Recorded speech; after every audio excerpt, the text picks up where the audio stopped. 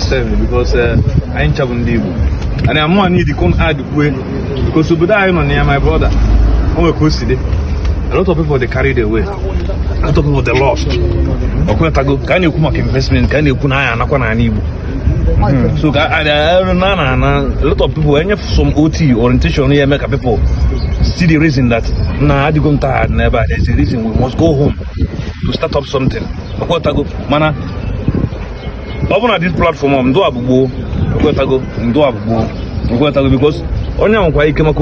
miracle in the course of opportunity acquire one land property through you guys when you feel more confident when about because a lot of people know about if you can much achieve back home they can get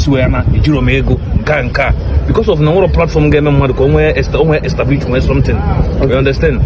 Okay, so this is one of the things. Yeah, now on this occasion, finally, it's a huge discount for Ndabulaga subscribing to ACHO NWANNE'N International Igbo Unification. I get discounts on every property you go through this platform. Okay. Yes. Come in a layman terms. What it's now easy from this program. My name is signature or Igbo property. I want a property say to me. No, na live the host states or cars. I need an name states. Delta states. Now within Asaba region or Washu. All those areas, River States, Port Harcourt, Abia States, Ebony, so any person that is investing from here, we are encouraging you to put something down. So address is on more. If I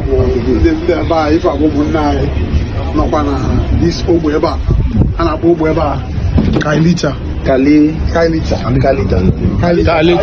Kailicha Saisi. Red zone. Kailicha Saisi. Yeah, red zone. In an red zone.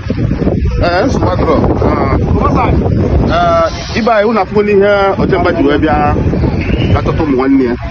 I went out somewhere boy adoja na mwa. Nando tanka chwa. So I the cable now. One now more with them. So what do we see?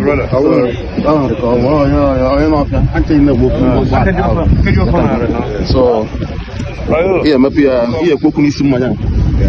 What I've got now, what they're going to do, job. And I am so good at this case. So I have to hear when, yeah, you to be a cough. So after this is how many thousand?